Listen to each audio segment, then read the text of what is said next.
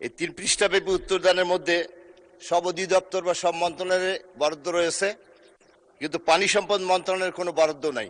মাননীয় স্পিকার, পানি সম্পদ মন্ত্রণালয়ের কোনো বরাদ্দ নাই। আমার নির্বাচনী এলাকা দিনাজপুর 4, এই এলাকায় 2টা নদী আছে। একটা হচ্ছে বিখ্যাত ভৌগোলিকভাবে যে নদী আত্রাই, আরেকটা হচ্ছে কাকড়া নদী। এই 2 নদীর ধারে আমার অসংখ্য গ্রামের মানুষ বা আমার ইউনিয়নের মানুষরা বসবাস করে, এবং নদী ভাঙ্গনের কারণে তাদের বাড়িঘর ভেঙে যাওয়া এবং রাস্তাঘাট ক্ষতিগ্রস্ত হচ্ছে।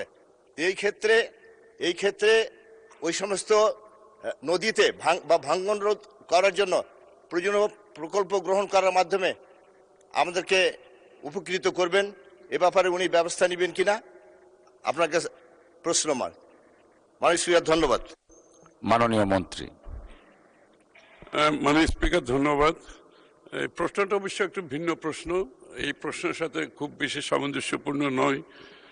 তারপরও আপনার যে সমস্যার কথা আপনি বললেন, এটা আশা করি আপনি রেসপেক্টেড মিনিস্ট্রির সাথে আপনি রেজ করেন, এবং এটা আমি মনে করি, আমি তো আগেই বলেছি, এই সরকারের যে প্রকল্পগুলো আমরা এখন গ্রহণ করছি প্রত্যেক কিছুর অগ্রাধিকার হচ্ছে কিন্তু গ্রামীণ অর্থনীতি, গ্রামীণ মানুষের জীবনযাত্রার মান উন্নয়নের জন্য।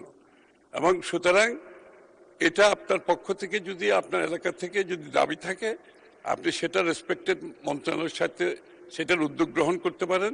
আমি নিশ্চিত এই প্রজেক্টের যদি সম্ভাবনা থাকে, এই প্রজেক্ট যদি আপনার এলাকার জন্য, আপনার মানুষের জীবনযাত্রার মানের উন্নয়নের জন্য কাজ করে থাকে, উপকারী হয়ে থাকে, অবশ্যই প্রজেক্ট নেওয়া হবে ভবিষ্যতে।